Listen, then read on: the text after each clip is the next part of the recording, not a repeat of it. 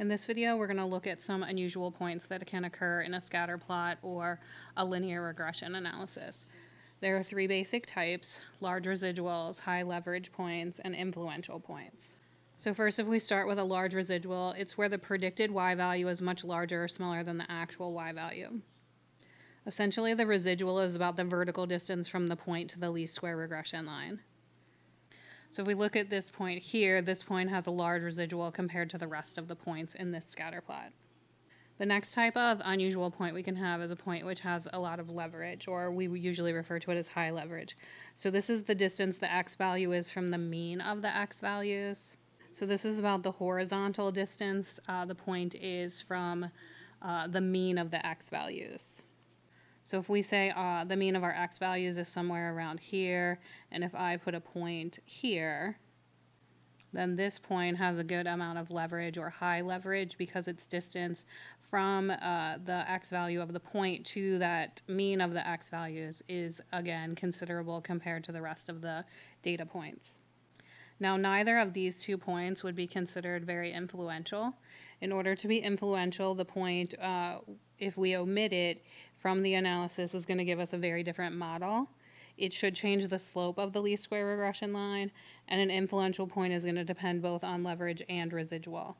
So if we put a point over here, this point has a good amount of residual.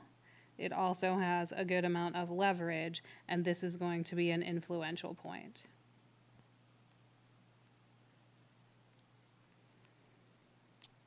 So I want to look at sort of an animation here. So here we have a data set, and then we have a green line, which is the line that's not going to move, and then we have a red line that's going to move as we move some points around.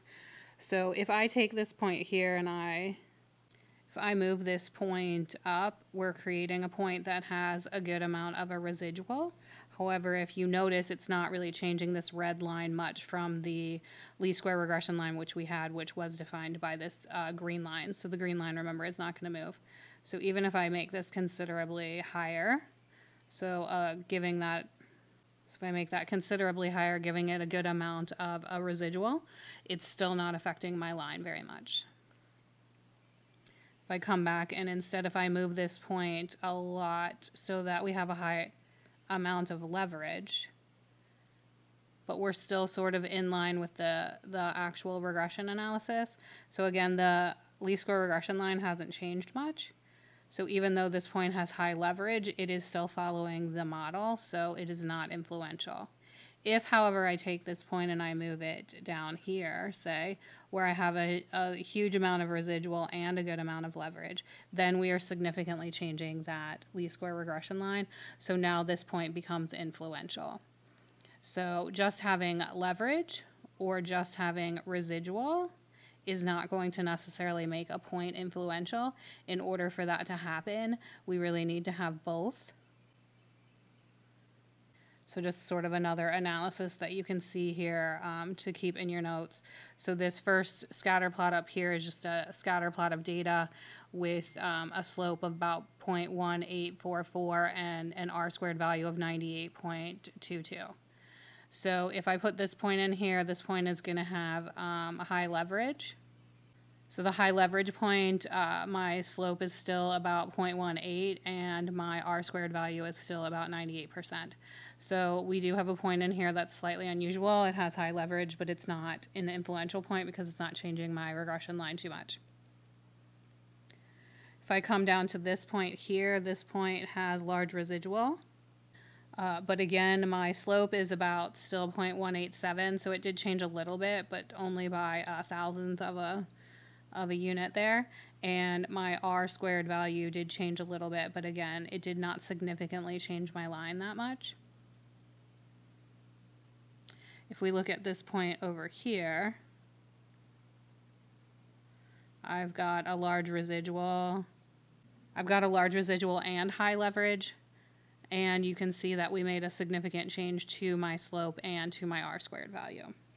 And then finally, we've just got some scatter plots here with a different point in them, and we're going to label them as large residual, high leverage, or an influential point. So in number 1 here, this point, so if we think about drawing the least square regression line in here, disregarding that red point, and then if we look at that red point, this one has definitely some large residual. Here's my least square regression line, again, disregarding the red point. If we look at our data values, our x mean is here, so this one has high leverage. Neither one of these 2 points, though, is going to be considered extremely influential. On this last one, if I draw in the line, that would be the least square regression line disregarding the red point. Then this one definitely has a large residual. My mean's going to be here. And so we have high leverage. So this has a large residual, it has high leverage, and it's an influential point. So remember, in order to say that it's an influential point, we have to be able to say that it has leverage, high leverage, and a large residual.